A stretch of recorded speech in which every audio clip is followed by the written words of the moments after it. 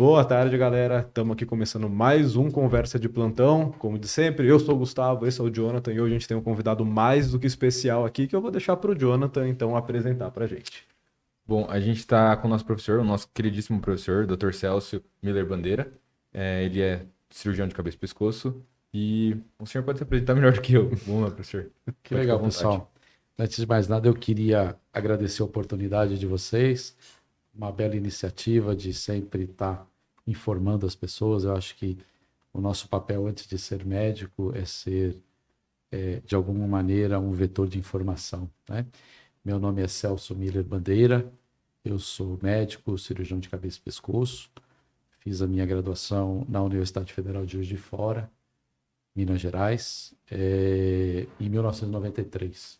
Então, agora em julho, eu estou completando 30 anos de formado. Terminada a graduação, eu vim fazer residência de cirurgia geral em São Paulo. Antes disso, eu fui para a Finlândia, fiquei 3 meses numa universidade de Helsinki, Universidade de Helsinki. Fui acompanhar, eu era recém-formado, fui acompanhar uma universidade, um hospital internacional aí para ver como era. E aí eu voltei, fiz residência de cirurgia geral no Complexo Hospitalar do Mandaki, na Zona Norte de São Paulo. O hospital era o maior hospital de trauma da região. Não sei se ainda é, talvez seja.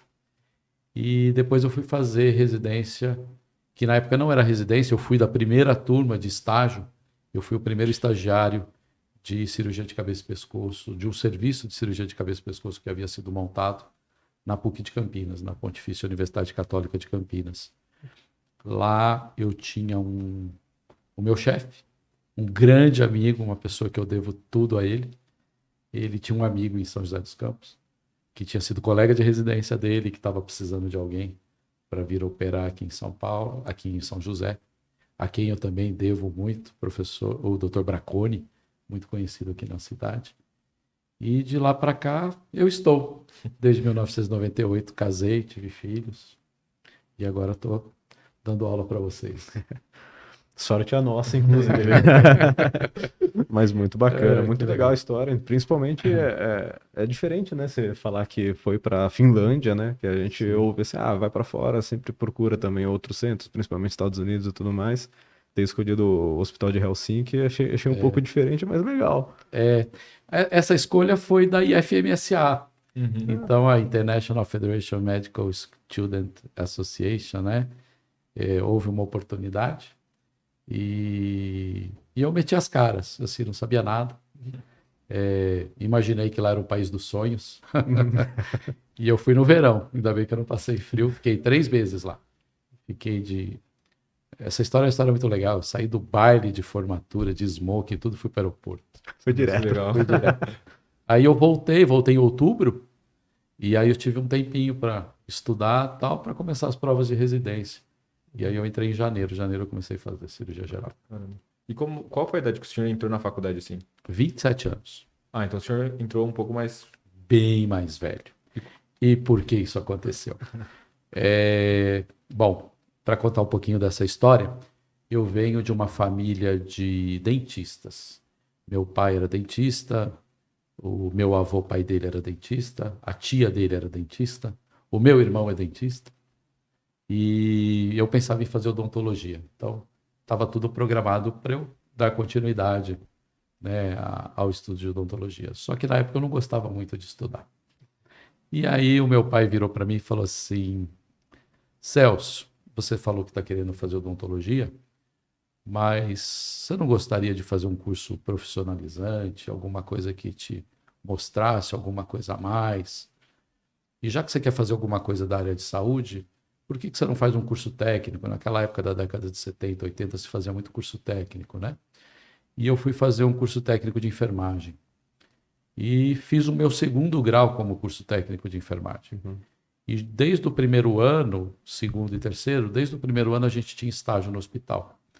Quando chegou no meu 2º ano de estágio no hospital e no 2º ano do curso técnico, a gente tinha atividades e estágio em todos os setores do hospital.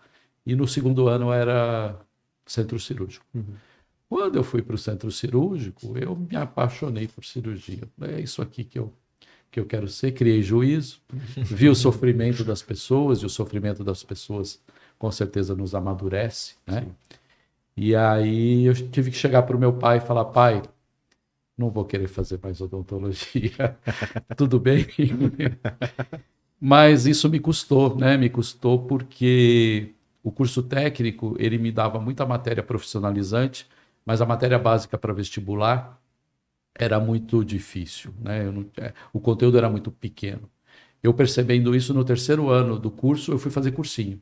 Então eu fazia cursinho de manhã, estágio à tarde, aula à noite. Fiz isso um ano inteirinho. Obviamente eu não passei. Fiz o cursinho mais um ano, também não passei. Meus pais não tinham condição de bancar uma faculdade particular. Eu fiz cursinho mais um ano. No terceiro ano, após o final do cursinho, foi quando eu entrei numa faculdade pública. E aí eu fui fazer medicina em Juiz de Fora. Excelente. E Excelente. conheci a professora Adriana, né? Minha esposa, ela é colega de turma, fizemos a graduação juntos. Lá em Juiz de Fora também. Lá em Juiz de Fora, somos colegas de turma. Ela era de lá, morava lá, tudo. Então romance de turma funciona, né? Foi duro. Mas no final deu tudo certo, foi muito bacana, foi muito legal. E hoje, né, tudo que nós fazemos juntos. Eu brinco, né? Nós fizemos graduação juntos, fizemos residência mais ou menos juntos, porque ela foi para a PUC de Campinas direto e ficou lá direto no Hospital Escola.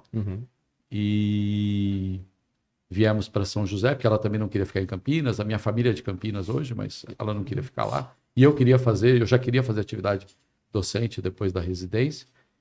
Mas a gente, por esse convite, por essa oportunidade, nós viemos para cá. E aí, como eu brinco, né? Fizemos graduação, fizemos residência, casamos junto, fizemos filho junto.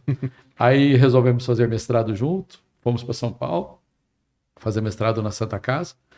Depois resolvemos fazer doutorado juntos, fizemos doutorado na Unesp aqui, na Faculdade de São José dos Campos. E surgiu a oportunidade de dar aula, estamos dando aula juntos na faculdade. Que bacana. Muito legal, muito legal. Basicamente é isso. É um projeto. Na verdade, eu vejo isso como um grande projeto. O destino foi traçado lá atrás. Vão acontecendo, as coisas vão A acontecendo. oportunidade se apresenta, vocês aproveitam. Maravilha. Acho que a vida é assim. Sim, Acho que a vida sem é dúvida, assim. sem dúvida. A vida é feita de oportunidades. A gente precisa reconhecer. Vendo de fora, parece que o trajeto foi super tranquilo. Linear. Assim, Linear, né? Exatamente. Não foi assim. Nem um pouco, né?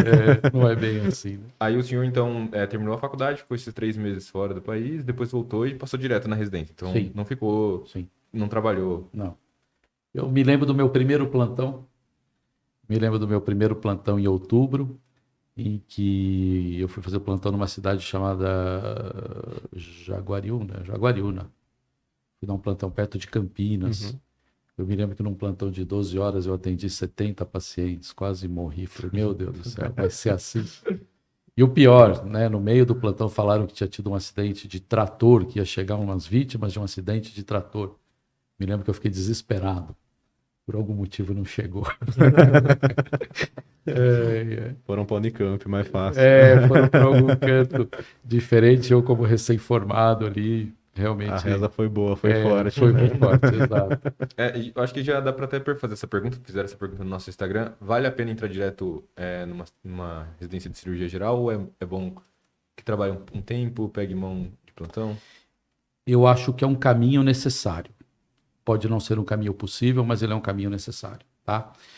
Eu acho que vocês devem se angustiar a partir do momento que vocês sabem que vocês estão numa graduação, que daqui tanto tempo vocês vão sair e precisa trabalhar, precisa ganhar dinheiro, precisa atender. E aí aquilo que vocês sabem, de repente vocês sentem que não é muito suficiente, né? Então o sentimento de todo recém-graduado é o mesmo sentimento em qualquer lugar, né? Então a minha sensação foi essa. Eu saí de uma faculdade muito boa, considerada muito boa, e ela tinha uma fama de passar a gente na residência. Assim, todo mundo em Juiz de Fora passava nas residências médicas. A parte teórica era muito legal, muito boa, tal. E aí eu realmente prestei a prova e entrei direto. Naquela época a concorrência era menor, né? Então eu cheguei na época, eu passei em 3 residências médicas. Só que na entrevista, por exemplo, das grandes, né? Eu fiquei na entrevista da USP, não me quiseram, na da Santa Casa não me quiseram, né? E as coisas eram mais ou menos, né, encaixadas, né? Então, eles perguntam para você, quantos artigos publicados você tem como graduando, né? Quantas teses de doutorado você já fez, né? Não é assim, né? Então, acabei passando no concurso, que era o concurso do SUS, né? E que você podia fazer escolhas, e eu fiz a escolha, então, por fazer residência no Mandaki. O que eu acho a respeito de trabalhar ou não, eu volto a repetir, é a questão da necessidade, né? Ninguém vai ficar um ano estudando para residência sem trabalhar. Quer dizer, se você não passou na residência, né? Você precisa trabalhar. Eu só acho que não pode fazer uma desconexão, porque trabalhar também é estimulante, porque você começa a ganhar dinheiro, né? E quando você começa a ganhar dinheiro, você muitas vezes começa a ganhar muito mais do que você ganharia na residência médica. E pode ser que você não aceite voltar. Então, eu acho que tudo isso é um processo, né? É o processo da graduação, depois vem o processo da residência. Aí, terminada a residência, vem o processo da estabilização, né? Então, eu acho que tudo isso é um processo. Eu diria para vocês que eu me tornei mais médico a partir do momento em que eu comecei a fazer residência, e aí você começa a atender volume, né? Então, você está lá na residência, você faz 12 horas de trabalho, aí você emenda com plantão a cada 3 dias, emenda com o dia seguinte, então você fica 36 horas, e você vê 10, 20, 30, 40, 50 pacientes em 36 horas, toca uma enfermaria inteira, participa de cirurgia, dá plantão à noite. Então, isso te torna médico, né? Ele te torna médico, ele te dá o sentido de ser médico, tá? E, obviamente, que se você não fizer isso, você não passar por esse processo e fazer plantão, você vai fazer a mesma coisa. A coisa vai ser igual.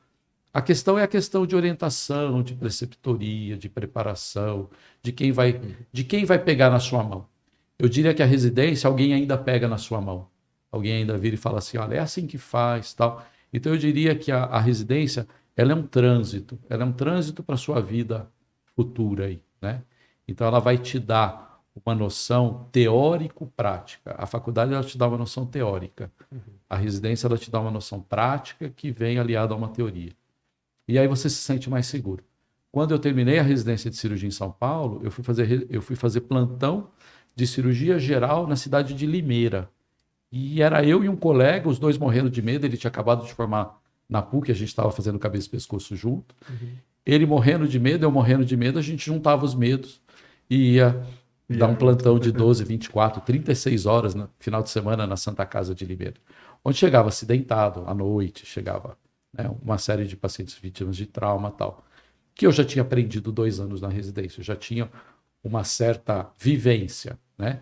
Mas a partir daquele momento era eu que respondia pela situação, né? A responsabilidade de tomada de decisão, ela era minha. E isso me deu muita segurança. Então, eu acho que isso é importante. Se não for fazer residência, de fato, vá trabalhar, vai dar plantão, tudo direitinho, mas não tira o foco da residência. Eu acho que a residência, ela ainda é muito importante. Certo. Excelente. E com isso em mente, assim, quais seriam os critérios que você acha que a pessoa deve usar para escolher o lugar que vai fazer residência? É onde passar ou você acha que tem que ter realmente um foco ali? É uma pergunta complicada, né, Gustavo? Eu diria que nos dias de hoje é o que a gente conseguir, né? É muito difícil a gente passar em residência hoje. Aumentaram o número de vagas de graduação, mas as vagas de residência não aumentaram e eu diria que algumas até diminuíram. Você tentar fazer hoje oftalmologia, por exemplo, vou dizer para você que é quase impossível, né? Onde você vai fazer oftalmologia? Oftalmologia hoje ela é ligada ao hospital-escola, geralmente. É difícil você achar uma residência, né, de oftalmo num lugar fora. Então, eu diria para vocês assim, o lugar ideal seria o hospital-escola, com certeza. Você tem lá um corpo clínico, né? Um corpo de professores e clínicos, né? Que te dariam uma continuidade daquilo que você fez na graduação. Seria sensacional. Eu tive a oportunidade de fazer a minha cabeça e pescoço dentro de um hospital-escola, né? Que era o Hospital da PUC de Campinas. Assim, então, eu imagino que o hospital escola ele ainda seja isso, mas nem sempre é possível, né? E aí você vai fazer. Eu costumo dizer o seguinte: independente de onde é, eu acho que tem que ser aquele local que você não dorme. Então, aquele local pesado mesmo, complicado, né? Que você atende muita gente. De nada adianta você pegar, fazer um plantão de 12 horas à noite e atender 3 pacientes. Você está perdendo seu tempo, né? Está se cansando, não está dormindo, não está aprendendo nada, né? Então, assim, se for para fazer, que faça aonde tem buchicho mesmo, aonde tem muito serviço, né? Tem o nosso hospital da Vila Industrial aqui, poxa, conheço cirurgiões ali, pessoal hoje que, né, que está aqui da cidade, que fez residência em cirurgia geral, foi um período que eu passei lá no hospital municipal, são pessoas com formação excelente em trauma, por exemplo, né? Então, a traumatologia também te dá muita segurança. Se atender um paciente traumatizado, ela te dá muita segurança.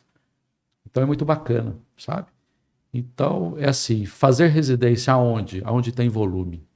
Aonde tem volume, né? Ah, mas não tem uma teoria boa, não é um hospital escola, não tem uma parte acadêmica boa. Faça a parte acadêmica. Vá você estudar, vá você ler artigo, né? É tocação de serviço, tem que tocar serviço, tem que fazer o negócio girar, acontecer. Ótimo, você está aprendendo um monte de coisa.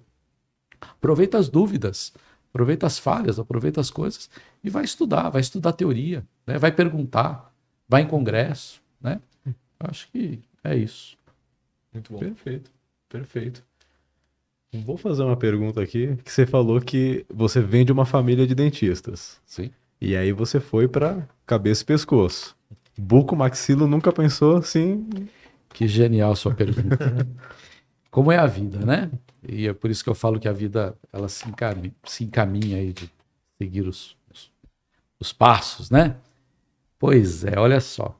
Eu fui fazer cirurgia de cabeça e pescoço, tive a oportunidade, porque tinha o meu grande mentor, ele era irmão de um tio meu casado com uma tia, ele era cirurgião de cabeça e pescoço.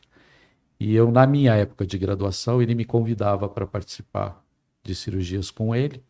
Então, o que eu fazia? Eu saía de Juiz de Fora e ia para São Paulo, ele era do Serviço de Cirurgia de Cabeça e Pescoço do Hospital Heliópolis, professor Chagas, mão cheia, tremendo de um professor. E ele era cirurgião de cabeça e pescoço, e ele falava para mim assim, quem gosta de cirurgia tem que fazer cabeça e pescoço, porque cabeça e pescoço mexe com tudo. Mexe com a parte respiratória, digestiva, endocrinológica, vascular, neural, mexe com pele, glândula salivar, face, plástica, enfim. É um prato cheio para quem gosta de cirurgia, né?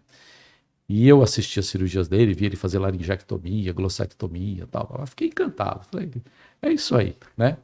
E coincidentemente, né, acabou sendo uma especialidade muito afim ao meu pai, né? Uhum. Meu pai era dentista e eu fui fazer alguma coisa em que eu cuidava de câncer de boca, de gengiva, de língua, de palato, de amígdala, de uma série de coisas. Então, assim, acabou acontecendo, foi pura coincidência, né? A bucomaxilo, ela é uma especialidade de dentistas, é uma especialidade odontológica, né? E com focos completamente diferentes, tá? A bucomaxilo, o primeiro nome é traumatologia bucomaxilofacial. Então, ela é uma especialidade voltada à área do trauma para a resolução odontológica, tá certo? Não tem nada a ver com oncologia. Então, assim, a cirurgia de cabeça e pescoço, ela é uma vertente, ela é uma parte da cirurgia oncológica, uma parte da otorrinolaringologia, uma parte da cirurgia plástica, mas né, a origem dela nos Estados Unidos, por exemplo, é a otorrinolaringologia. Ela se diferenciou da otorrinolaringologia. E é uma especialidade em que você dividiu o benigno do maligno. Então, otorrino são as afecções benignas da região de cabeça e pescoço, e a cirurgia de cabeça e pescoço é mais voltada para a área de oncologia, embora a gente faça muita coisa benigna também. Doenças congênitas, infantil, por exemplo, cirurgia infantil. Então deu para fazer muita coisa nessa área. Tudo. É uma delícia. Recomendo. Sou apaixonado pela cabeça e pescoço.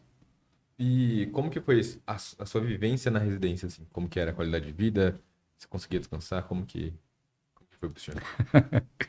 Eu tenho visto, você comentou comigo, né, a respeito das 60 horas, do cumprimento das 60 horas, né? Vou dizer para vocês que acho que eu tô meio velho, meio antigo, né? Eu sou a favor que se faça muito mais que 60 horas, né?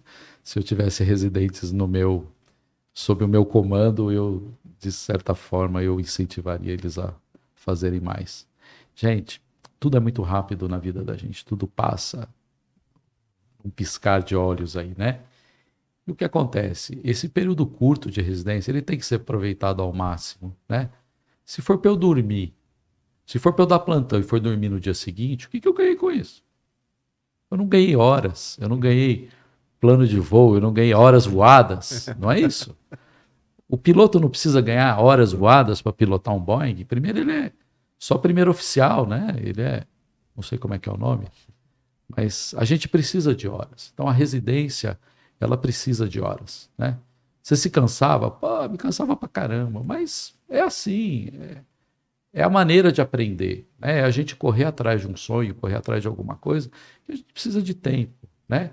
O dia que eu estava muito cansado, saí do plantão depois de... A gente fazia 12 horas, né, no dia anterior, dava o plantão de 12 e trabalhava até o dia seguinte, até acabar o serviço, né? Ninguém ia embora 10 horas da manhã, ninguém ia embora 2 horas da tarde, você ia embora 7 horas da noite. Então, você rodava 36 horas, né? Em São Paulo a gente ia para as pizzarias, ia comer, né? A única coisa que a gente ia fazer era comer, tomar 2 chopp lá e ir para casa dormir, porque o dia seguinte era 5 horas da manhã, você estava lá de novo, com professores muito exigentes, né?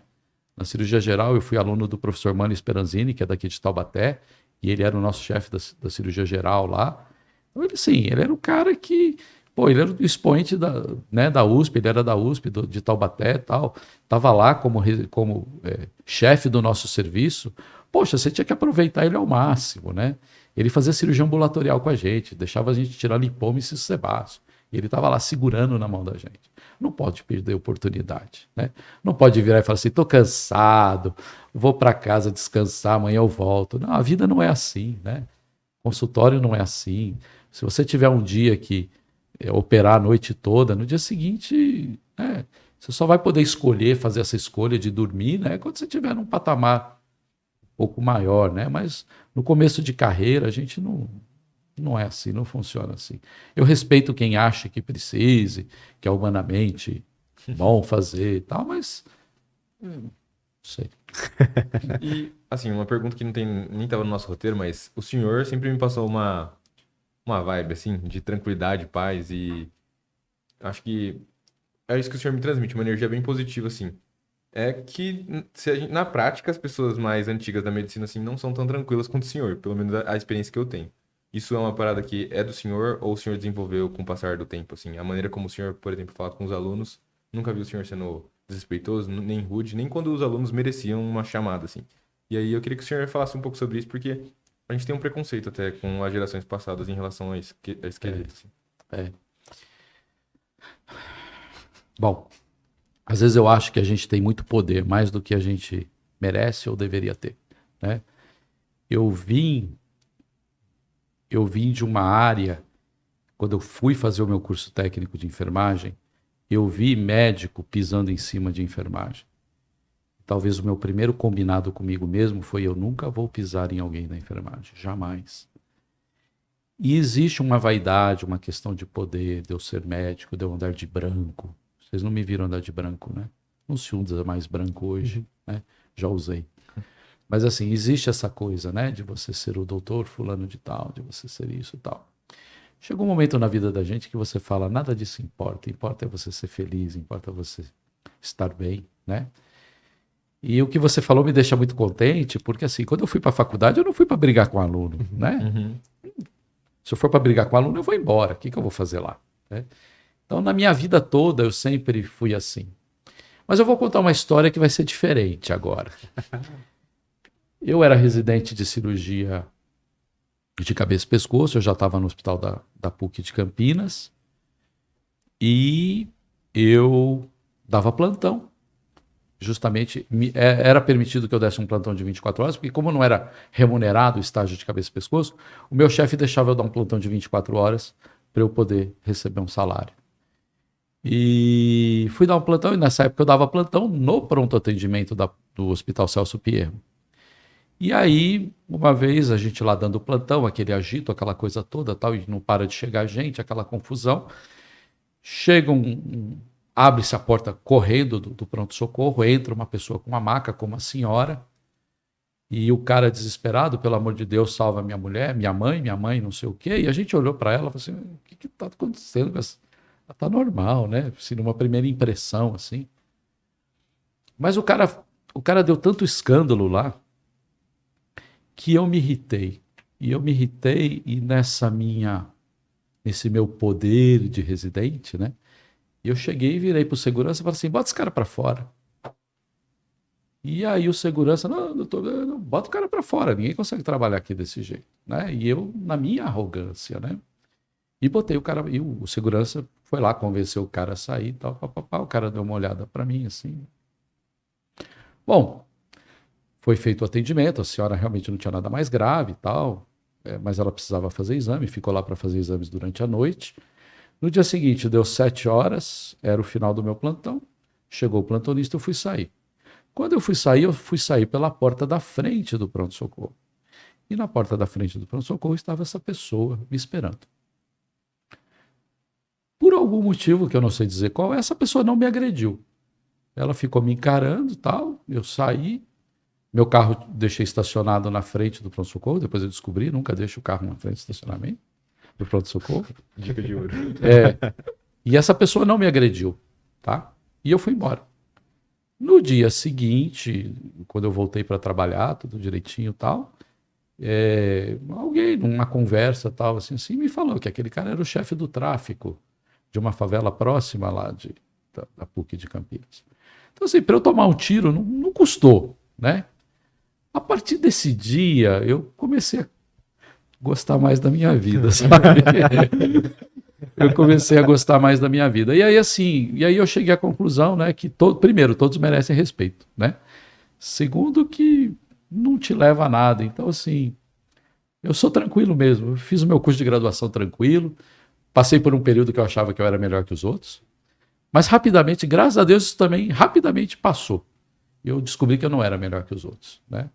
E que você acaba sendo admirado por outras questões e não por andar de branco, por falar difícil, por tantas outras coisas. Foi um grande ensinamento, né? E é isso. Eu costumo não destratar ninguém. Minha secretária está comigo há 23 anos. Ela trabalha a mesma secretária. Nunca faltei com respeito, ela me adora. Não tenho... Que eu tive discussões com pacientes na minha vida toda, devo ter discutido com 2 ou 3 pacientes. Nunca fui processado. Não tenho nenhum processo médico. Então, eu tenho uma vida tranquila, sossegada, de bem. Estou de bem com a vida. Está tudo bem. Sou bem feliz assim. Muito bom. Perfeito, perfeito. E aí a gente pode falar agora da especialidade em si, né? Quais são os maiores desafios que você vê que um cirurgião de cabeça e pescoço enfrenta hoje? Eu diria que assim, talvez hoje para todas as especialidades médicas, eu já falei isso num podcast também, eu acho que o maior desafio das especialidades médicas, de qualquer relação médica, é justamente a nossa relação com o empregador, né? O empregador é um problema para a gente em algumas situações, porque nem sempre os interesses médicos estão alinhados aos interesses do empregador. Quer seja um serviço público, quer seja um convênio médico, quer seja uma clínica que você está trabalhando e prestando serviço, né? Então, eu diria assim, hoje, o que mais me aborrece, Jonathan, é essa relação. Então, assim, se tem alguma coisa que me deixa triste, que não me agrada, é essa questão. Eu adoro fazer medicina, mas eu detesto essa relação com convênio, com isso, com aquilo, que tem dinheiro envolvido, que tem interesses, lucros e tantas coisas, né? Então, assim, é muito difícil, né? Remuneração em medicina é uma coisa bem complicada. Se eu olhar uma tabela, por exemplo, uma cirurgia né, que a gente faz no dia a dia e custa R$ 200, não tem reajuste desde 1900 e lá vai bolinha, né? Então você ser dependente desse sistema nessa maneira é extremamente complicado, extremamente difícil. Por isso que a gente sai, por isso que você faz opção de um tempo, você vai deixando os convênios e tal, fala, olha, não serve mais para mim, né? Eu tive um convênio médico aqui que eu fiquei, sei lá, 10, 12 anos pedindo, pelo amor de Deus, para entrar no convênio deles, que me interessava, né? E nunca deixaram entrar. Aí teve uma reviravolta toda de mercado agora eles estão pedindo, pelo amor de Deus, para eu entrar no convênio deles. A resposta, muito obrigado, agradeço muito a consideração, né? Mas passou o tempo, eu não tenho mais, não quero mais ter essa relação, né? Mas fazer a cabeça e pescoço é sensacional, sim, não tem preço, né?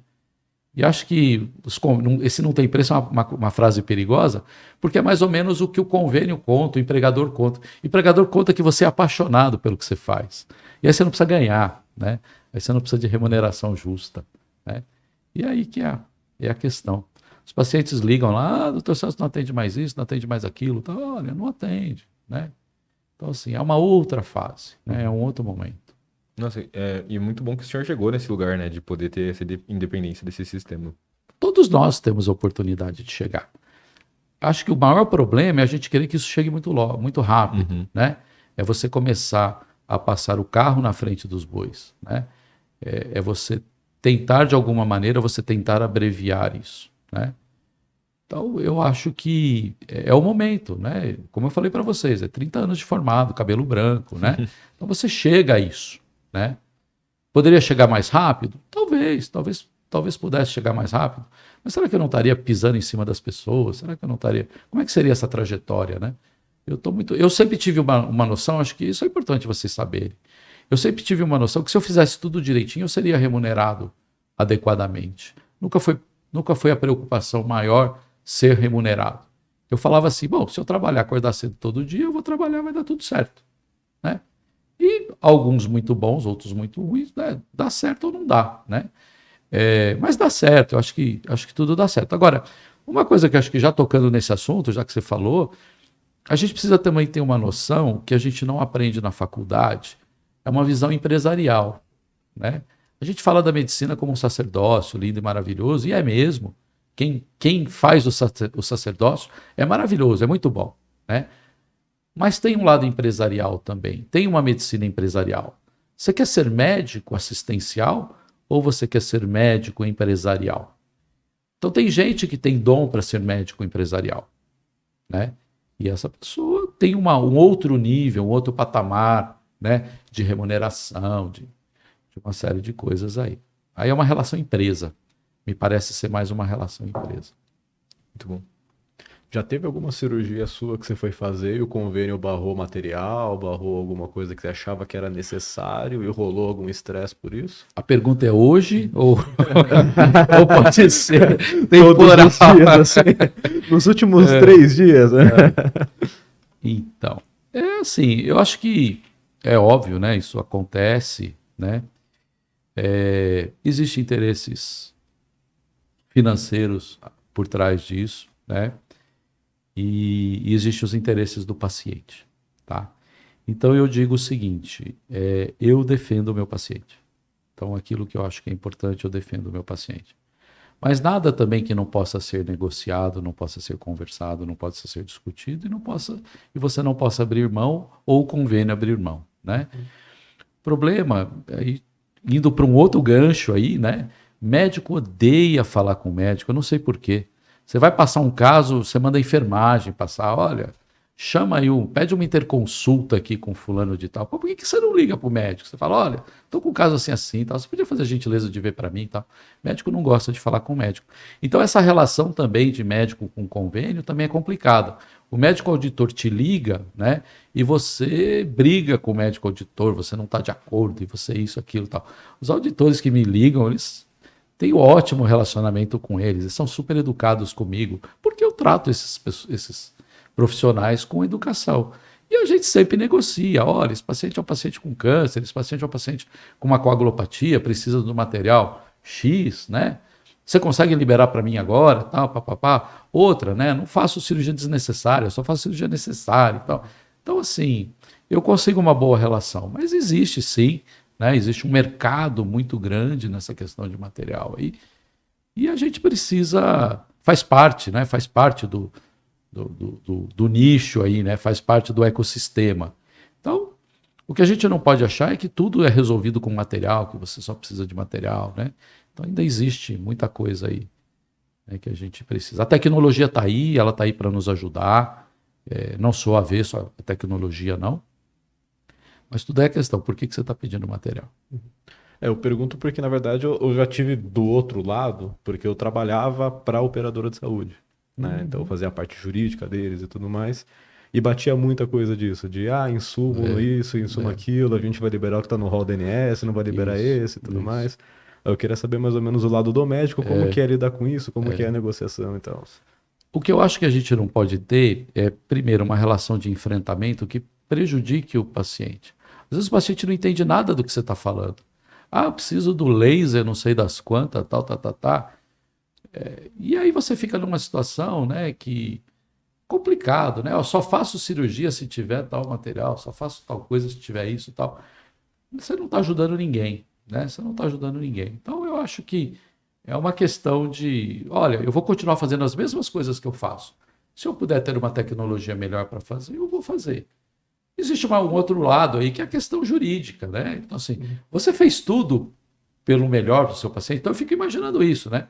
Se eu sofrer um processo médico, acontecer qualquer coisa tal, vou me perguntar, mas doutor, o senhor fez tudo que estava à sua disposição para fazer o determinado procedimento? Não, tinha um laser lá que eu não pedi, que eu achei que não precisava, que o convênio negou, né?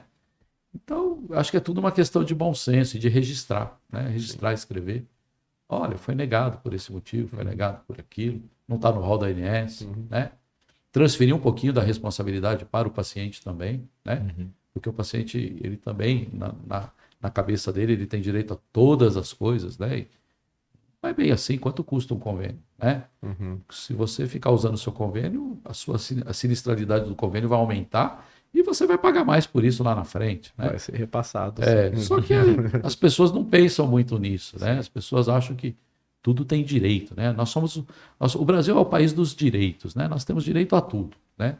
Dever quase nenhum. Fica um pouco complicado. Essa era a minha maior briga, inclusive, quando eu tinha que defender a operadora no judiciário. A gente falava assim, olha, tá bom, você quer que a gente faça? A gente vai fazer, a gente vai cumprir a decisão judicial, não tem nem como não cumprir. Sim. Mas isso aqui aumenta a sinistralidade, e isso aqui vai ser repassado não só para esse usuário. Alguém paga. Vai ser passado para todos os usuários, porque aí na hora que bater o reajuste com o teto da ANS, dependendo da sinistralidade, o aumento vai ser do teto da ANS, né? Eu acho que esse talvez hoje seja o maior problema que a gente tem, né? Dentro da saúde suplementar, aí você pagar convênio não é uma coisa fácil, né? E a gente está nessa interface aí, né? Porque tem muita coisa envolvida, né? Agora a gente está vendo, né? Operadora comprando hospital comprando operadora, né? Então, como é que vai ser essa nova relação? Estranho, Como é que vai ser essa nova relação, né? Nossa, mas eu acho extremamente válido a gente falar sobre essas coisas, porque a gente não aprende isso na faculdade. A população que é usuária dos convênios, enfim, também não sabem sobre isso, os alunos não aprendem sobre isso e é muito importante. E eu acho que isso conversa muito com a ideia do médico pedir aquilo que é essencial para o paciente, não ficar pedindo exames desnecessários, fazendo procedimentos desnecessários, que é uma cultura médica brasileira, né, infelizmente. Sim. E o que vai acontecer, né? Se a gente endurecer nesse aspecto, menos médico vai ter acesso a participar do sistema, né?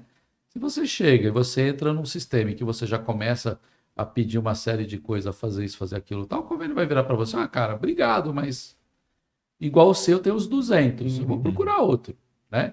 Por outro lado, você também não se sujeitar, né, a fazer qualquer coisa de qualquer maneira, né? Então tudo tem limite, né? O problema é que eu acho que o poder de negociação está ficando cada vez pior para a classe médica, né? Está cada vez mais difícil. Então, não sei, vamos ver. Me perguntem isso daqui a 30 anos. E em relação à qualidade de vida, como que é para o senhor? Não só agora, né, que talvez o senhor esteja mais estável agora, mas como que foi? Se tornou especialista? Conseguia ter equilíbrio de vida assim? Conseguia aproveitar a sua vida. Sim, sim. A gente, como médicos, nós temos uma oportunidade de ganho muito grande. A gente não pode negar isso. A gente não pode dizer, como eu ouço muita gente falar, que o médico ganha muito mal, não sei o que e tal. Eu posso dizer que o médico trabalha muito, mas que ele ganha mal é um pouco, não sei. Então, o que que eu acho? Assim, a gente teve a oportunidade de ganhar muito bem.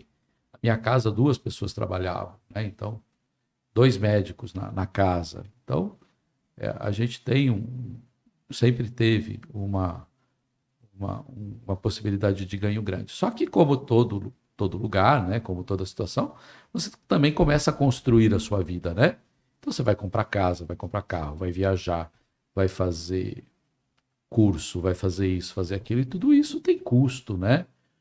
Então, também não é um dinheiro que sobra muito, né? Se você não souber direitinho como você vai lidar com isso. Eu posso dizer seguramente assim que eu durante toda a minha carreira eu investi muito em educação, muito.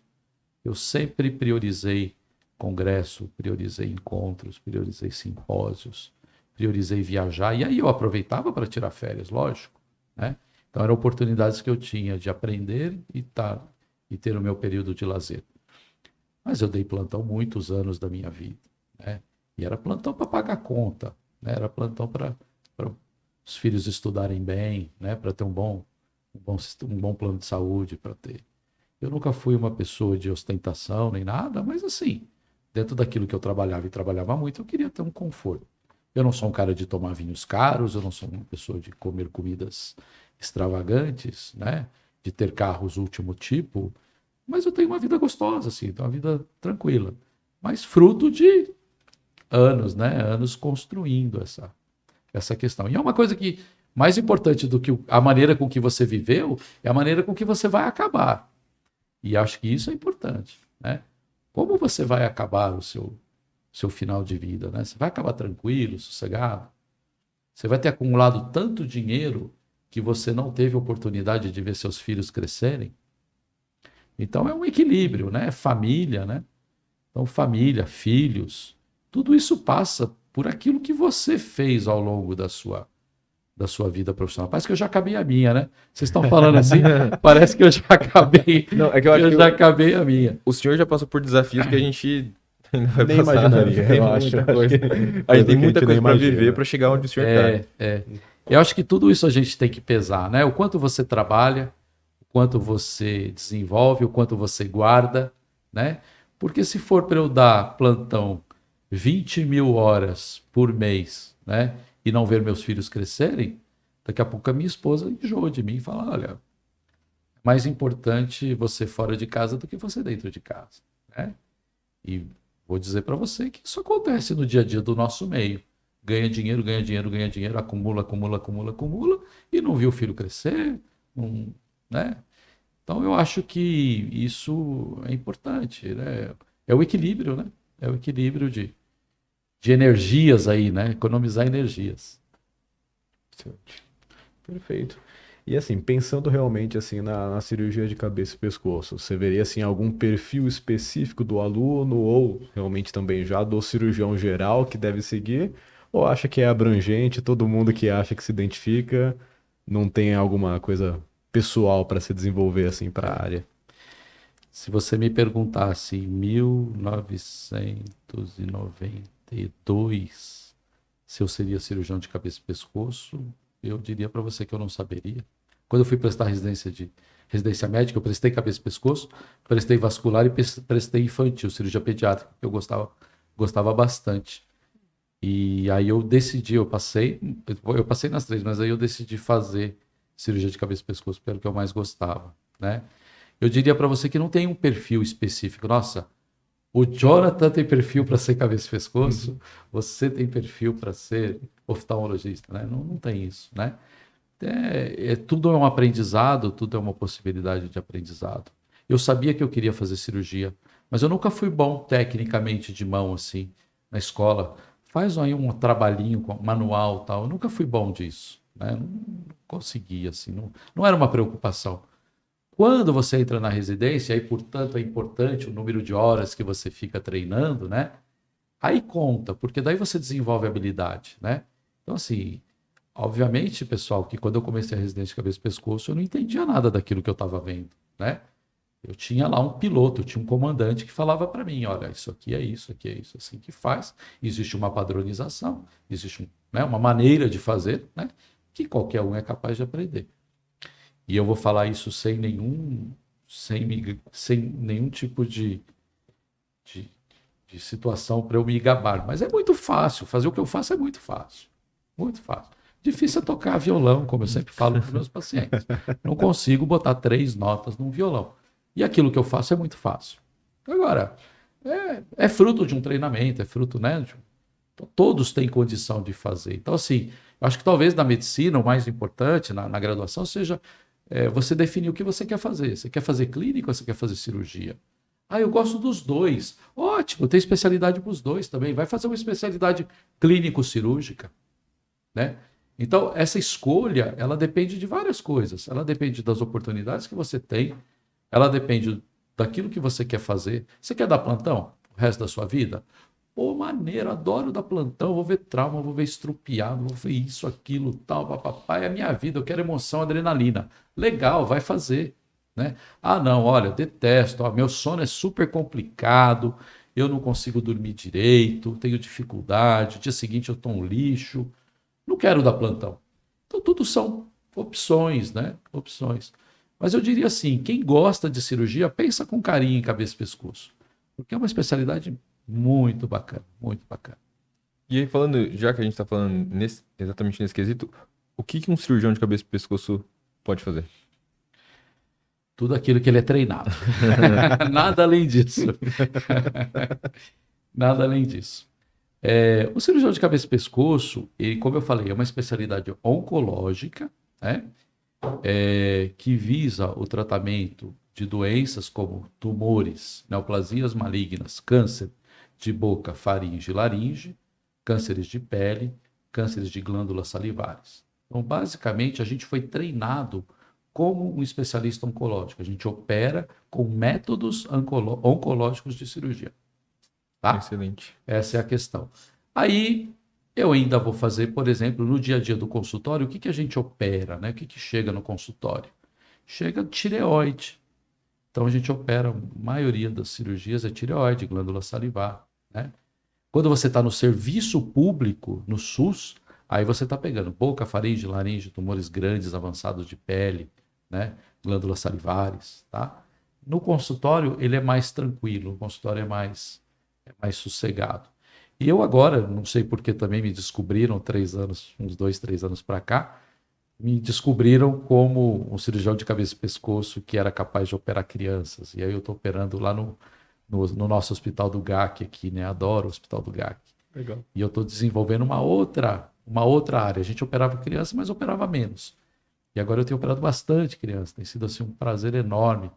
Lembra que eu falei que eu prestei cirurgia infantil, né? Uhum. Então, tô lá. Agora estou virando cirurgião de cabeça e pescoço pediátrico, né?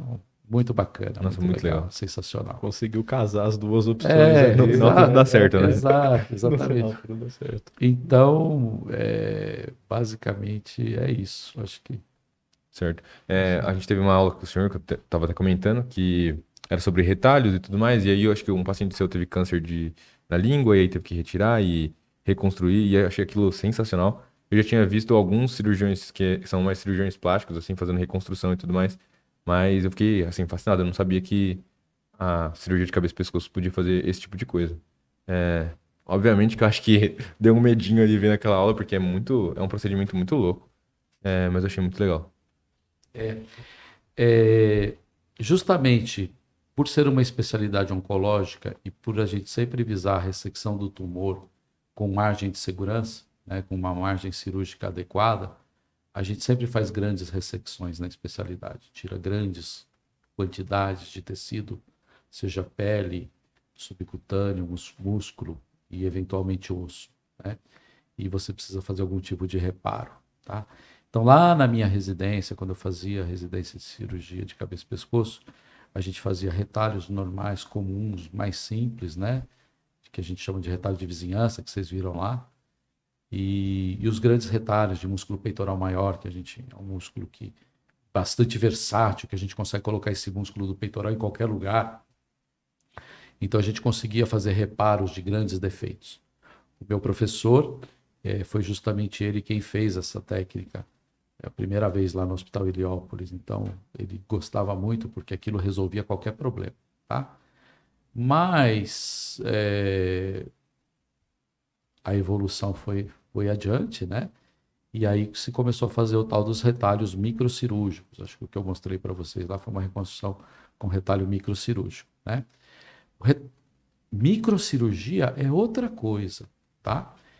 A cirurgia, o retalho microcirúrgico, ele demanda a necessidade de um microcirurgião. Então, quem fez aquela reconstrução do retalho microcirúrgico é uma pessoa convidada. Posso falar o nome? Pode, claro. Professora Catarina Robert, ela é médica, cirurgiã plástica e faz as reconstruções lá no Hospital C. Camargo. E ela mora aqui em São José. E eu comecei a pedir para ela fazer reconstrução para mim, que eu falei, poxa, se os melhores centros já estão fazendo reconstrução microcirúrgica, eu preciso fazer também, né? Só que o treinamento de reconstrução microcirúrgica é outra residência, é uma especialização extremamente específica. Ela faz reconstrução de cabeça e pescoço, faz reconstrução de mama, faz reconstrução de uma série de coisas aí, de partes moles, né? De abdômen, pelve, tantas outras coisas aí. Então, ela é uma pessoa específica que faz a parte... Ela é cirurgiã plástica, mas ela faz a parte de cirurgia plástica reconstrutora. E ela faz as nossas reconstruções em procedimentos extremamente longos, cirurgias de 18, 19, 20. A que eu mostrei para vocês lá foi uma cirurgia de 21 horas, né? Então, é uma minúcia ali, né? Uma cirurgia muito detalhada. E a gente, como tudo na vida deve ser multidisciplinar, a gente trabalha com uma equipe multidisciplinar. Então, a minha parte, né, a minha responsabilidade é a responsabilidade de ressecção do tumor com margem de segurança, né? E ela é a parte que ela entra com a parte de reconstrução, tá? A minha parte, às vezes, é mais longa, tal, às vezes mais curta, mas o maior tempo hoje é um tempo de reconstrução, que é um tempo bastante elevado. E nem sempre você pode indicar, porque nem sempre o paciente tem condição de aguentar um procedimento assim. Então exato. E para o cirurgião, como é fazer uma cirurgia de 21 horas? Eu não faço nem ideia. Tem intervalo? Como que é? Ai. Jonathan, ninguém fica 21 horas, né? Ninguém fica 21 horas lá, mas eu posso dizer para você que sai pouco, né? A gente, quando está lá na residência, né? Que as pessoas reclamam que tem que ter 60 horas. Ultrapassa 60 horas. O seu chefe vira para você e fala assim, olha, você vai fazer 5 dessa hoje, tá? Você vai fazer uma laringectomia com esvaziamento cervical, que cada uma dura 4 horas e meia, 5 horas. Você vai fazer 3 hoje, né? Toda sexta, que era a nossa residência lá, tá? Então, você acostuma, né? Eu costumo dizer também que, por ser tão tranquilo, por ser, sei lá, você está lá, mas você está ouvindo música. Eu sempre ponho uma música na minha cirurgia, eu estou sempre ouvindo música. Mas você está batendo papo, você está falando de futebol, como é que foi o jogo, como é que não foi. Não é, né? É um procedimento que flui, né? E as horas passam e você não percebe, né? Eu costumo até dizer que, assim, para o cirurgião ele não vê a hora passar. Às vezes o auxiliar sente mais. Às vezes o auxiliar está lá segurando, te ajudando e tal. E para ele é mais difícil porque ele não está diretamente operando, ele está ajudando. Então, às vezes, ele não sente a cirurgia correr, a cirurgia andar, né? Para a gente melhorar essa monotonia, né, do auxiliar, dos nossos colegas que nos ajudam e tal, o ideal é que você faça uma cirurgia com uma pessoa da mesma especialidade. Então, a minha equipe, nós somos em 3 cirurgiões de cabeça e pescoço, mais um neurologista que acompanha e mais a microcirurgia que faz a reconstrução quando precisa, né? E como é que a gente faz isso? Quando eu estou operando com outro cirurgião de cabeça e pescoço, eu faço uma parte, ele faz outra. Então, assim, vocês aprenderam lá na técnica operatória, que fica do lado direito do paciente, do lado esquerdo e tal. Quando a gente está operando e está um de um lado e outro do outro, opera quem está com a mão melhor, quem está com a exposição melhor, a visão melhor. Então, quando eu estou operando do meu lado, tal, em seguida, né, quando está mais fácil para o meu auxiliar, eu passo para ele, ele continua e eu ajudo, e eu auxilio, tal. Então, é uma cirurgia combinada, é igual uma decolagem de avião, é igual uma viagem transcontinental, está todo mundo trabalhando junto, né? E a gente está junto ali, se divertindo, está lá batendo papo, né? Horas mais tensas, horas menos tensas, né? Horas que não dá para conversar, que a gente realmente precisa, né, tá ligado ali e tal. Mas mesmo tá ligado, a gente consegue separar o cérebro, né? E fazer duas coisas ao mesmo tempo, tal, de uma maneira muito tranquila, assim, não é nada complicado, não. Pra mim parece. Eu vou falar pra você que pra mim parece. Aquela aula de retalho que a gente teve lá, eu apanhei. Nossa. Ainda vai na prova, calma. Vocês apanharam, foi na geometria.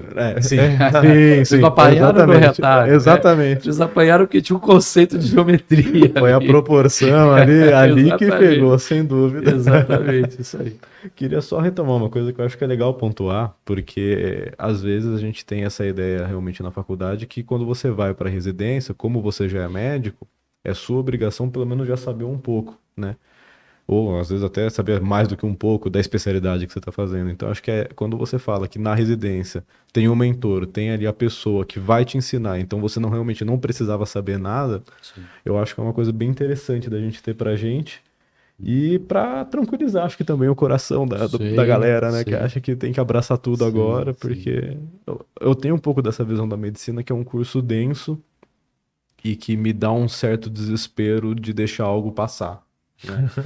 E assim, sempre passa algo, não tem como, né? E aí isso vai dando aquela, meu Deus do céu, preciso melhorar, preciso voltar a rever isso, porque na hora da residência eu preciso saber tudo disso daqui, senão não vão perdoar. Então acho que é bacana ter essa visão também hoje, acho que ajuda muito nesse sentido.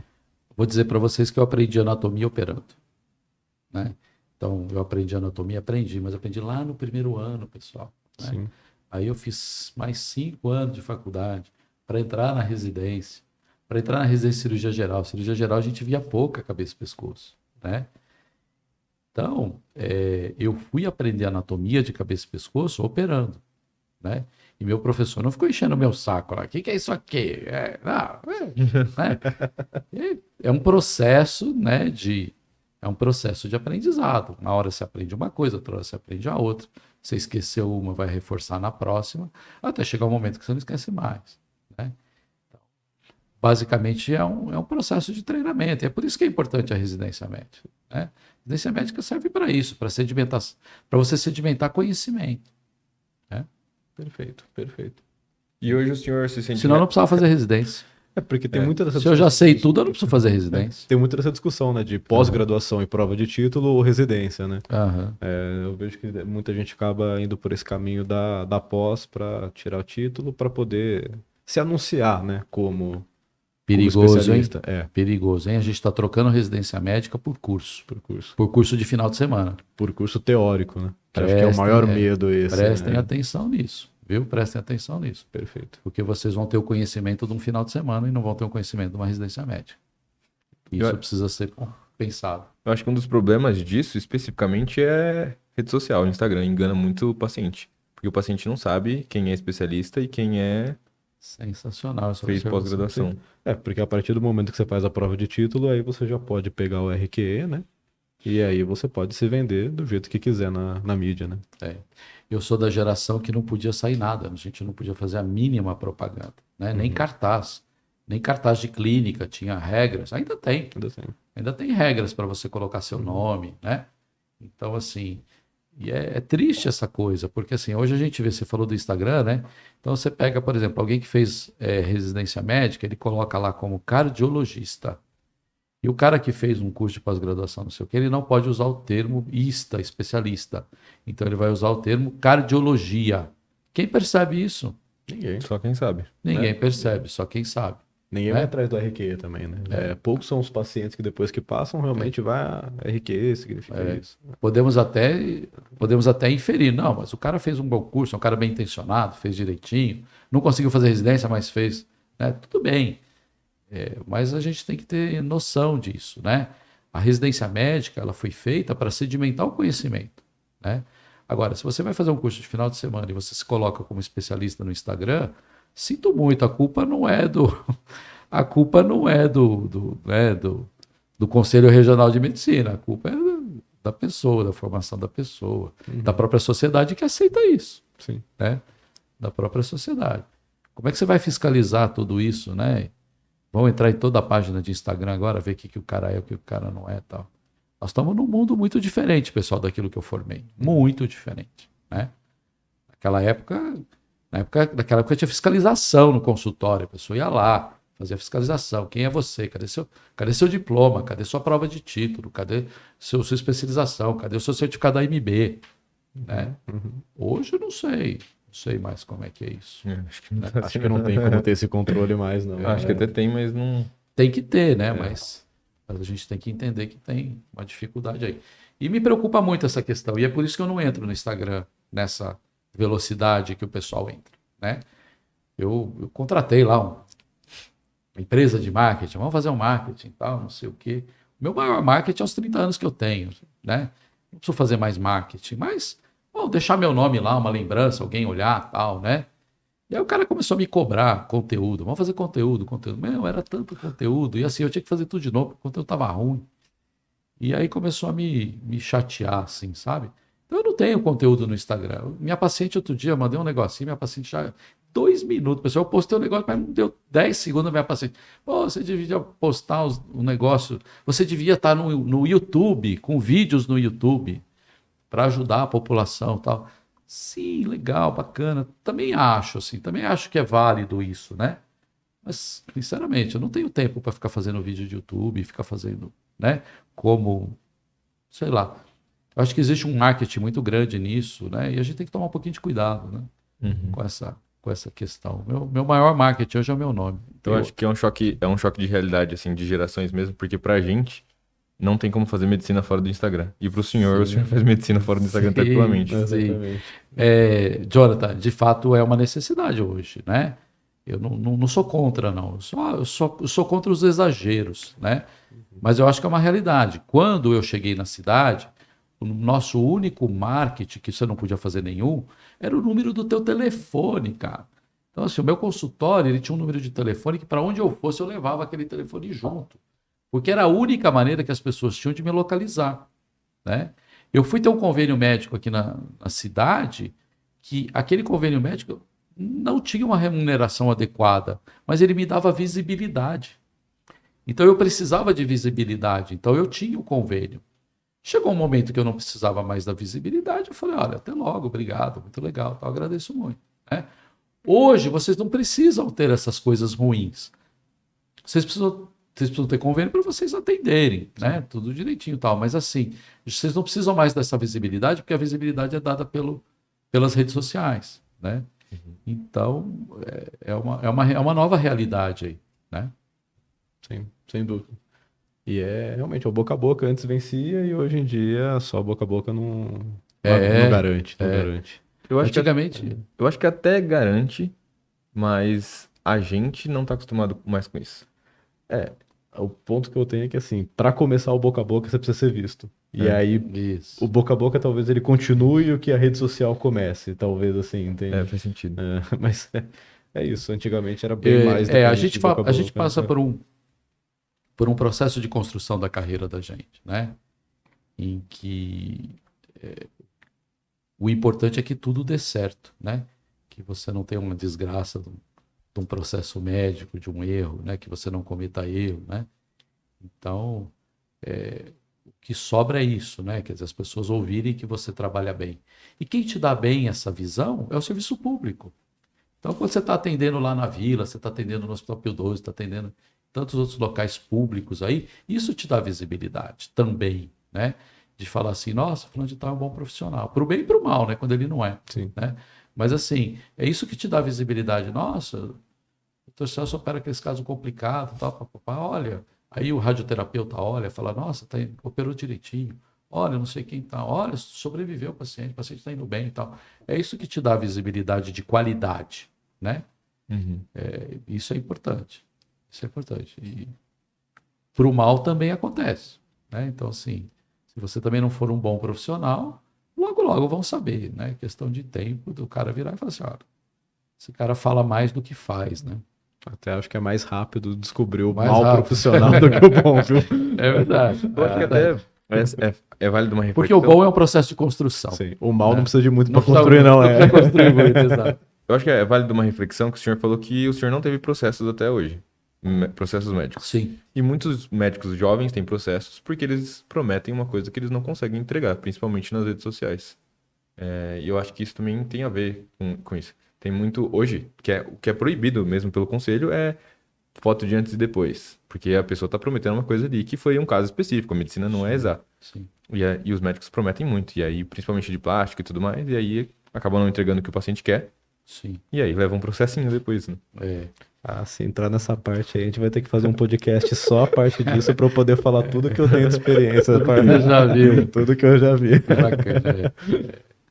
É isso, eu acho que isso também faz parte do processo de construção da sua carreira, né? Se você for muito rápido, você tem mais chance de cometer erros, né?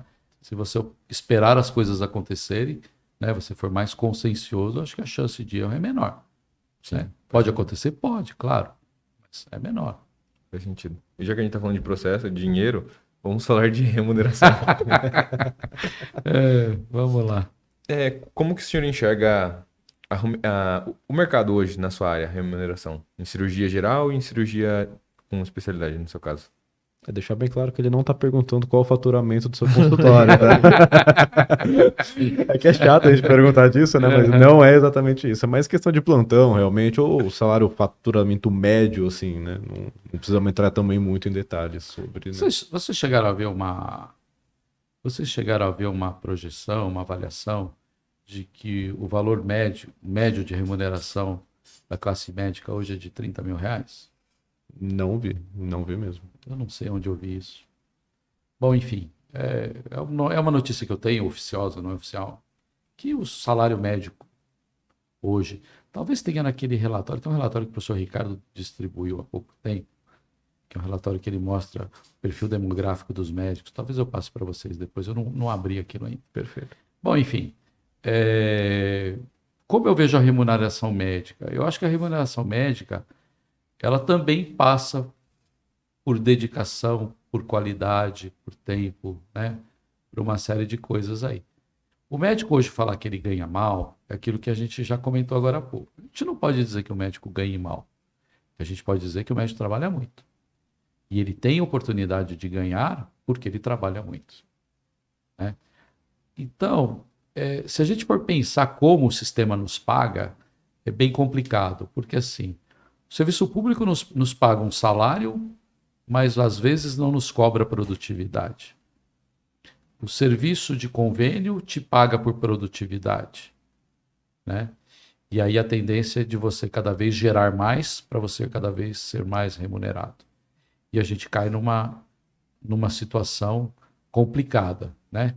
Eu vou para o público e ganho X, ou eu vou para o privado e me ralo todo de trabalhar, tal. Então, é o mundo capitalista, né? É o mundo que a gente vê, tá? Se você for falar de uma tabela de quanto paga uma cirurgia de cabeça e pescoço, eu vou dizer para você que é irrisório. A gente tinha uma tabela, que era a tabela AMB92, que ela ficou até... Tem convênio hoje ainda pagando a tabela AMB92, isso se já não tirou também, já não paga mais aquilo, né? E tem gente se sujeitando a isso. É uma realidade, né? E os outros convênios, eles pagam, né? Existe uma remuneração, está tendo um reajuste, inventaram a tal da tabela CBHPM, né? Lá na década de 90, começo de 2000, e ela vem passando por processos de reajuste e tal, tudo direitinho. Então, assim, consulta não muda o valor de consulta. Em torno de R$100, 150, nem 150 dá. Sei lá, mais ou menos aí, em torno de R$100. Vamos colocar $20, tá bom? Vamos colocar 20. Há muitos anos atrás me falaram que a Argentina pagava $10 numa consulta médica, a gente ficou escandalizado. Meu Deus, $10, né? Nós já estamos nos 20, tá? E pode ser que caia. Então, se a gente for falar dessa remuneração do dia a dia de convênio médico, é isso, gente, não é muito valor. E aí a gente fica numa situação complicada, porque você vira e fala assim, eu preciso pagar minhas contas. Então, se você não tiver um mínimo de ética, você vai indicar cirurgia que não precisa, você vai fazer, né? Vai atender consulta, vai mandar o paciente voltar o tempo todo para você ganhar consulta. É complicado isso, né?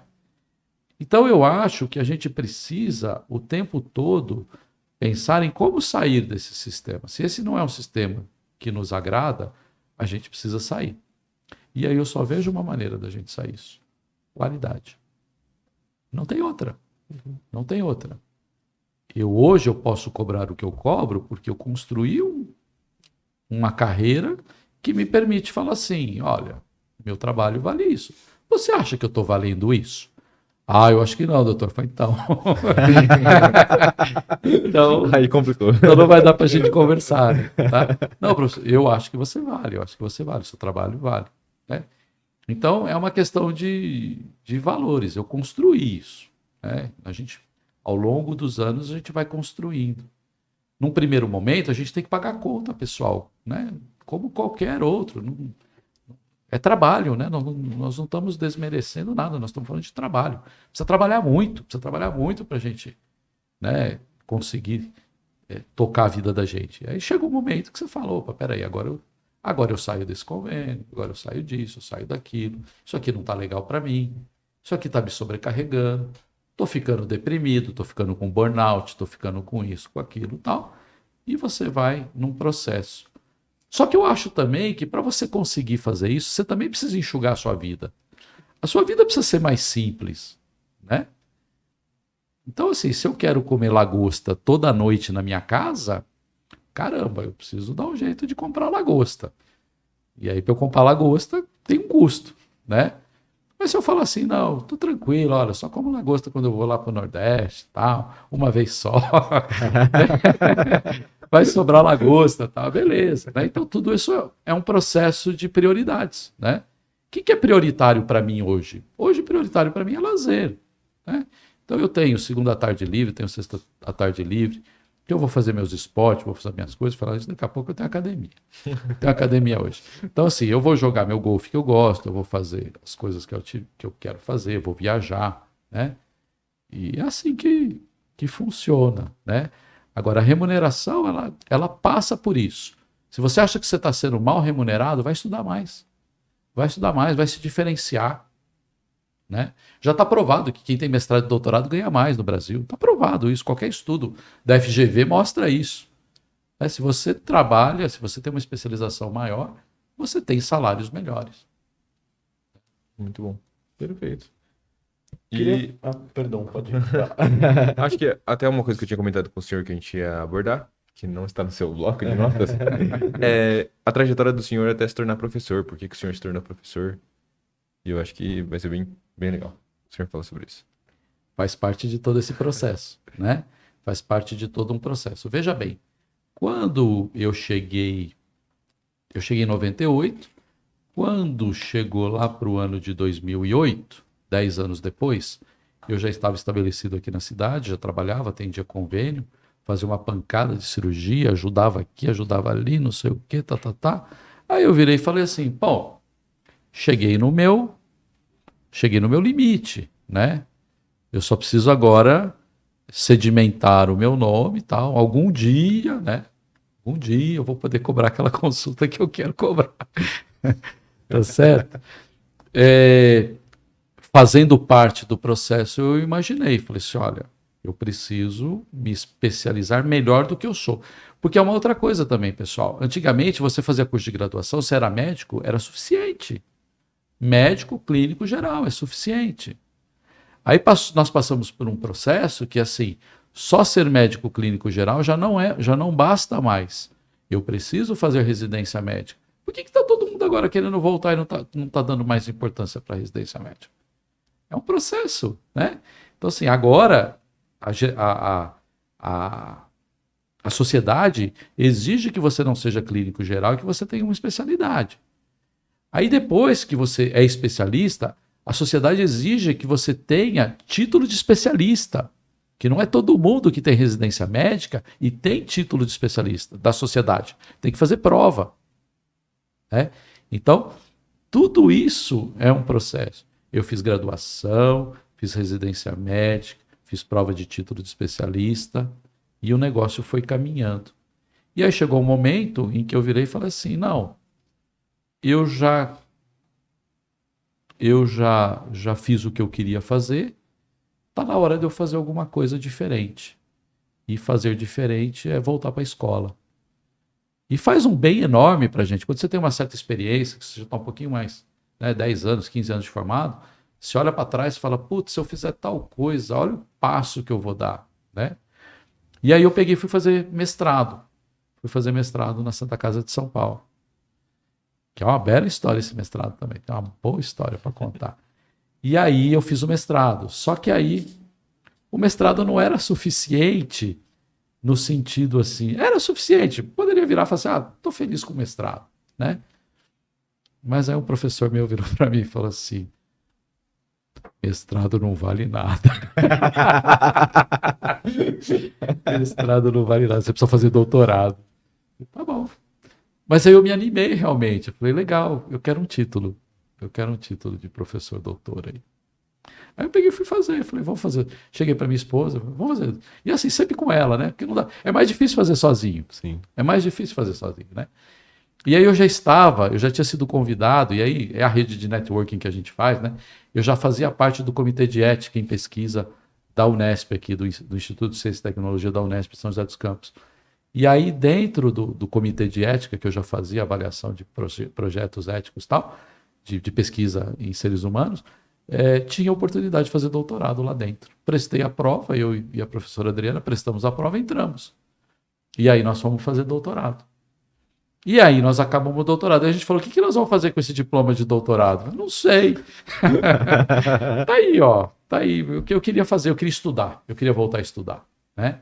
Então, assim, o mestrado, o doutorado, ele te dá uma metodologia de estudo muito bacana. Muito bacana. Tem uma sequência lógica de estudo, de evolução do estudo. Né? E eu resolvi fazer doutorado. E aí a gente acabou o doutorado. E eu ouvia, desde que eu tinha chegado na cidade, que São José dos Campos ia ter uma faculdade de medicina. Sempre se falava isso. Vai ter, um dia vai ter e tal.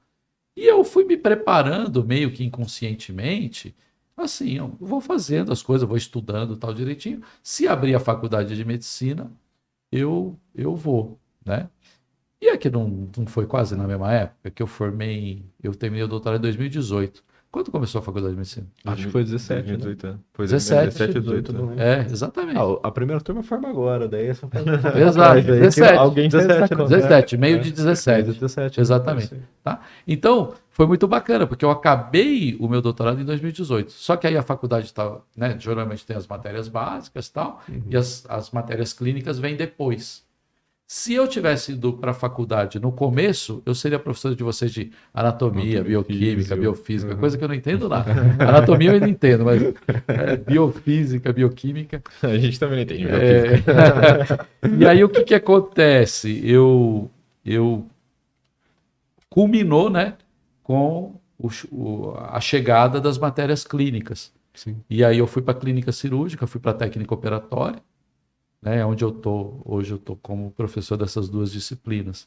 E isso me completa muito. Nossa, eu estou feliz da vida, adoro vocês lá, adoro a juventude, adoro, né, a curiosidade. Hoje eu fiz um PBL sensacional, sem palavras, aí, de tão bacana que foi.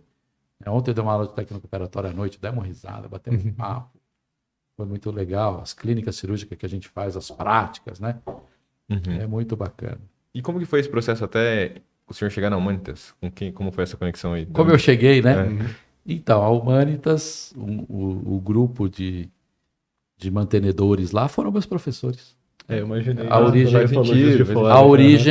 origem é a Universidade Federal de Juiz de Fora, que tinha os professores de lá, né? E o professor Jorge Montesi foi meu professor de cirurgia torácica, o professor Newton, o professor Mariano, todos eles lá foram professores meus na Universidade Federal. Então, eles eram meus professores. E aí dica para vocês, né? Mostrem aos seus professores que vocês são bem intencionados, né? Que vocês estudam, que vocês gostam de estudar, né? Que vocês lá na frente vocês podem ser alunos, né, dos seus professores. Para mim é uma honra, né? Poxa vida, um professor virar para mim e falar assim, eu tenho um lugar para você na minha faculdade. Poxa, sensacional. Eu não sei se o senhor acredita em Deus ou destino, mas a sua vida parece que é desenhada. O senhor fez Meu faculdade em um Deus. lugar que fez uma faculdade nessa cidade e deu tudo certo. Que bizarro. A vida acontece, né? Que loucura. A vida A acontece. vida acontece. Que legal. Isso aí. Eu acho que a gente chegou no final das nossas perguntas. Você tem alguma coisa que... Eu queria, assim, mais uma historinha, na verdade. É sempre pra... É o que eu gosto de ouvir, mais do que eu gosto de falar. Dentre todos esses anos, tem alguma situação dentro da cirurgia que te marcou positivamente, assim, que é talvez um caso mais complicado, que você vê com carinho que deu certo, ou algo do tipo? Muitas histórias. Eu sou muito bom de nome, eu guardo muito nome. Mas quando você guarda o nome e o sobrenome, é porque essa pessoa te marcou, né? E eu tenho muitos pacientes em que eu sei o nome e o sobrenome. Então, às vezes eu estou andando na rua, eu vejo um paciente e falo, aquele paciente chama fulano, tal. Às vezes eu não lembro o que eu fiz. Às vezes eu não me recordo o que eu fiz, mas eu sei do nome. E esses que ficaram muito marcados, né? Existem duas situações. Esses pacientes eles podem ficar marcados em duas situações. Ou que deu certo ou que deu errado. Né? Então, grandes sucessos a gente esquece. Mas os que foram mal a gente não esquece nunca mais. Aquele que teve um quadro arrastado, que você não conseguiu, né, que teve um problema qualquer, que não deu certo aquilo que você queria, esse você fica marcado na sua vida. Né? E os que deram sucesso, os que dão sucesso, né? Acho que talvez o melhor que eu tiro deles é o agradecimento. Eu gravei isso no podcast e vou falar novamente. O que a gente tem de melhor é o agradecimento desses pacientes. Não é dinheiro, não é nada. Assim. Ninguém sabe o que você fez. Né? Mas é o agradecimento. O paciente virar e falar assim, olha, muito obrigado pelo que o senhor fez por mim. A família agradecer. Né? Muito legal. Uns meses atrás eu fui soltar pipa com um menino que eu operei no GAC. Fui lá para Jacareí soltar pipa com ele no meio do mato. Não botei isso no meu Instagram, não botei isso em lugar nenhum. Sabe? É meu e dele, né? Da família dele. Né? Então, é isso. Tem um outro aí que eu já prometi que eu vou pescar com ele também no litoral, que eu operei há uns dias atrás. Perfeito, muito bom. Acho que isso realmente completa, né? É o que completa a profissão. Bacana é isso. O resto é o resto. Excelente, foi um prazer ter o senhor aqui. Eu acho que o senhor inspira a gente a ser Bom, alunos melhores, médicos melhores e seres humanos melhores, com certeza. eu quero que vocês se tornem melhores, cada vez mais, viu? Eu quero que daqui, não sei se eu duro 30 anos, eu acho que não, mas eu quero que daqui 30 anos vocês cheguem para mim e falem assim, olha, eu fui seu aluno lá na graduação, assim e tal. Hoje eu dou aula na faculdade. Quem sabe o senhor não dá um emprego pra gente? Exatamente. Quem sabe você não tá chamando a gente para dar aula depois. Hoje eu dou aula lá na clínica cirúrgica que o senhor dá, o senhor foi o primeiro professor da clínica cirúrgica e tal. Eu conto com isso, eu conto com o desenvolvimento de vocês. Acho que não pode me deixar mais feliz se vocês forem para frente e serem éticos, serem humanos, serem aquilo que a medicina prega, né? É isso. Isso. Eu acho que na hora que você sentou, você perguntou pra gente por que a gente convidou você para vir para cá, né, professor? Então, assim, eu acho que depois desse papo todo ficou muito claro o motivo, né? Acho que o podcast hoje foi completo, com informações, com reflexões, com toques da vida, que eu acho que todo mundo que está dentro da medicina gostaria de receber. Então a gente só tem a agradecer a sua presença, foi uma honra enorme pra gente ter você aqui. E olha, adorei, de verdade, foi assim, perfeito. Muitíssimo obrigado mesmo. Eu agradeço muito aí, fico honrado realmente de ter sido convidado e contar um pouquinho da minha história. Acho que eu realmente posso passar alguma coisa para as gerações que vêm aí, né? De que a vida é assim, a vida é simples, a gente aqui complica demais as coisas, né? A gente faz as coisas ficarem extremamente complicadas. Então, a gente tem que pensar o tempo todo como é que a gente vai viver bem com as pessoas do nosso lado, né? Viver feliz, né? Se o senhor para chegar na faculdade bravo, chateado, de cara fechada, não tem sentido, né? Eu estou na fase que eu só quero ficar alegre, só quero ficar bem, tá bom? E eu agradeço, vocês são muito especiais, obrigado pelo enorme convite aí. Realmente eu me senti honrado e me senti muito à vontade nessa entrevista, muito.